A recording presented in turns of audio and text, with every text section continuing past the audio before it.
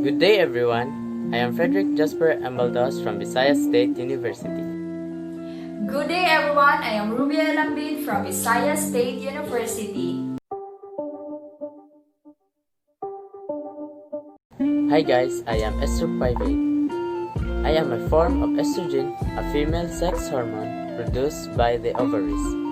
I also treat menopause, symptoms such as hot flashes and vaginal changes. I also prevent osteoporosis.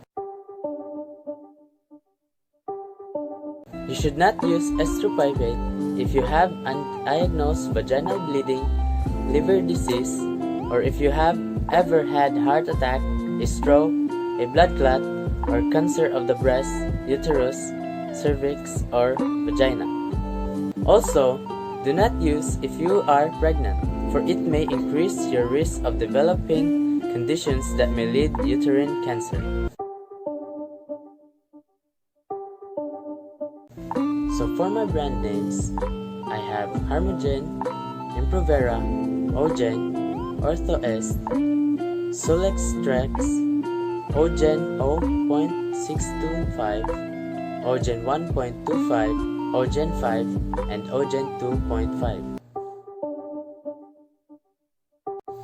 This is our drug's chemical name.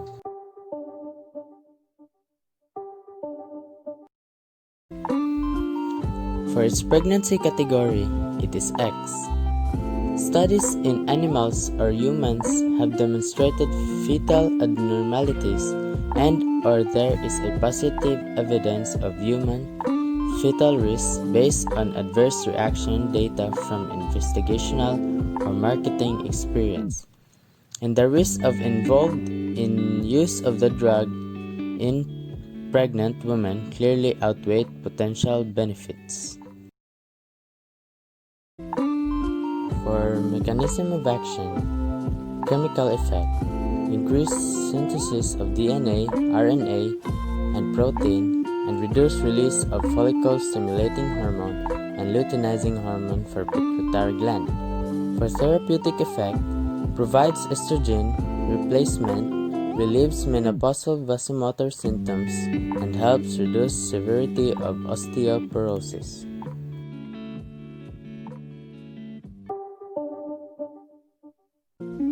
Hi, I am estropivate and I'm going to discuss my pharmacokinetics, indications, contraindications, and side and adverse effects. My pharmacokinetics. My absorption is not well categorized after per oral or vaginal use. I am highly distributed in fat, about 50% to 80% I am protein bound. Also, I am mainly metabolized in the liver and I am excreted mainly by the kidneys. Sadly, my half-life is unknown.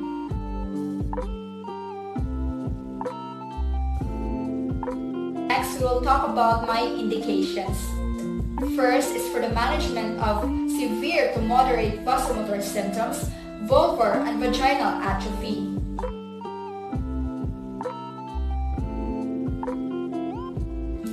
Second is for primary ovarian failure, female castration, and hypogonadism.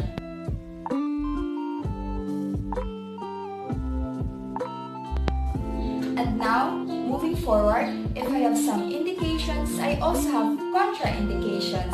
First, I am contraindicated in patients with active thrombophlebitis, thromboembolic disorders, estrogen-dependent neoplasia, undiagnosed genital bleeding, or breast, reproductive organ, or genital cancer.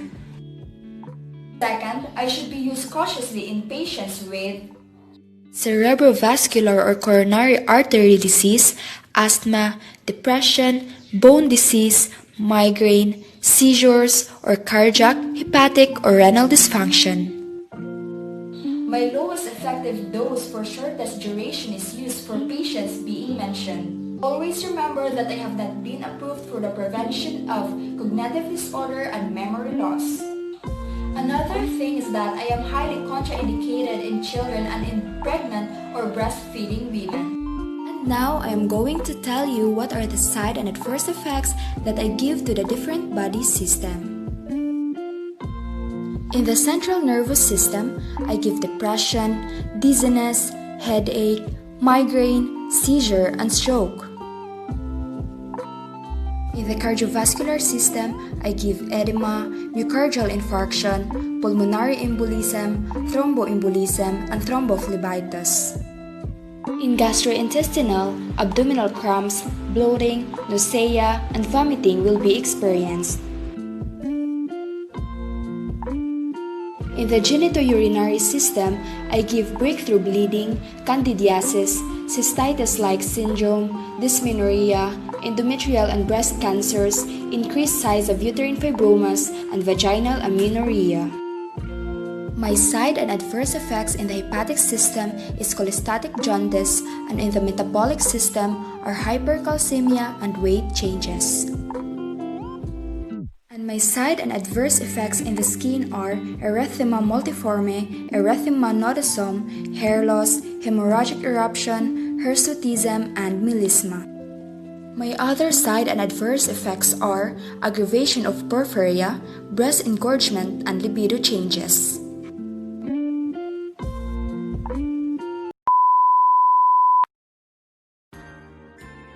Responsibilities before, during, and after administering istropipate. Obtain patient's underlying condition before starting therapy and reassess regularly. Next, make sure patient has a thorough physical examination before starting drug therapy. Patient receiving long-term therapy should have yearly examination. The nurse should be alert for adverse reactions and drug interruptions. And lastly, for the assessment, assess patients' and families' knowledge of drug therapy. The nursing diagnosis are ineffective health maintenance related to underlying condition. Second, ineffective tissue perfusion related to drug-induced thromboembolism. And the third nursing diagnosis is the deficient knowledge related to drug therapy.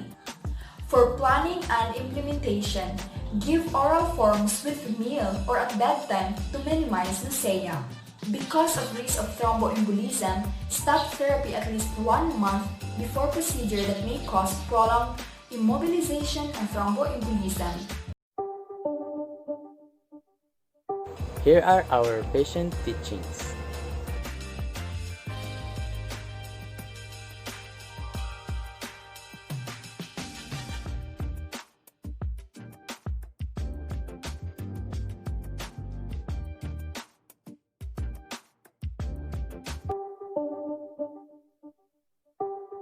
For evaluation, patient shows improvement in underlying condition. Patient has no thrombotic event during therapy. Patient and family state underlying of drug therapy.